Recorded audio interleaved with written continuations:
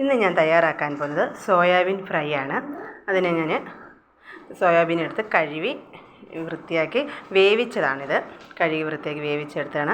അത് ഞെക്കി അതിൻ്റെ ഇതെല്ലാം കളഞ്ഞ് വൃത്തിയാക്കി വെച്ചിരിക്കുന്നതാണ്. അതിലേക്ക് വേണ്ടുന്ന മസാലകൾ നമുക്ക് മുളക് പൊടി, മല്ലിപ്പൊടി, കറിവേപ്പില, ഇഞ്ചി വെളുത്തുള്ളി പേസ്റ്റ്, കുരുമുളക് പൊടി, ഗരം മസാല, മഞ്ഞൾപ്പൊടി. പിന്നെ നമുക്ക് 2 സ്പൂൺ അരിപ്പൊടി വേണം. പിന്നെ കോൺഫ്ലവർ. ഇനി നമുക്കിത് മിക്സ് ചെയ്യാം. അതിലേക്ക് നമുക്ക് മസാലകൾ ആദ്യം 2 സ്പൂൺ അരിപ്പൊടി ഇട്ട്, നമ്മൾ അരിപ്പൊടി ഇടുന്ന ഒരു ക്രിസ്പി ആവാൻ വേണ്ടിയാണ്. പിന്നെ നമുക്ക് മസാലകളെല്ലാം ഇട്ട് കൊടുക്കാം. അതിനകത്തിലേക്ക് പിന്നെ നമ്മൾ ഒരു 2 സ്പൂൺ കോൺഫ്ലവർ നല്ലതുപോലെ ഇത് മിക്സ് ചെയ്തെടുക്കാം.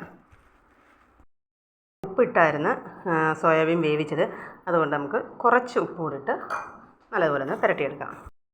നമുക്കിതിനെ ഒരു 10 മിനിറ്റ് റെസ്റ്റ് ചെയ്യാൻ വെക്കാം. പാൻ അടുപ്പത്ത് വെച്ച് നമ്മൾ വെളിച്ചെണ്ണ ഒഴിച്ച് നല്ലതുപോലെ തിളച്ചിട്ടുണ്ട് വെളിച്ചെണ്ണ. നമുക്കിനി ഒന്ന് ഇട്ട് കൊടുക്കാം. ഇത് നമുക്ക് ചെറിയ തീയിലിട്ട് വറുത്തെടുക്കണം. ഇത് നല്ല ടേസ്റ്റാണ് ഇത് കഴിക്കാൻ. ഇത് നമ്മൾ ചോറിൻ്റെ കൂടെ അല്ല, ചായയുടെ കൂടെ ആയാലും നല്ലതാണ് ഇത് കഴിക്കാൻ. എല്ലാവരും ഇത് ട്രൈ ചെയ്യണം. ഇത് കോരിയെടുക്കാം. നമ്മുടെ സോയാബീൻ ഫ്രൈ ഇവിടെ റെഡി ആയിട്ടുണ്ട്. നല്ല സോഫ്റ്റാണ്, നല്ല ടേസ്റ്റുമാണ്. അതുപോലെ തന്നെ ഇത് എല്ലാവർക്കും ഇഷ്ടമായ ലൈക്ക് ചെയ്യുക, സബ്സ്ക്രൈബ് ചെയ്യുക, കമൻറ്റ് ചെയ്യുക.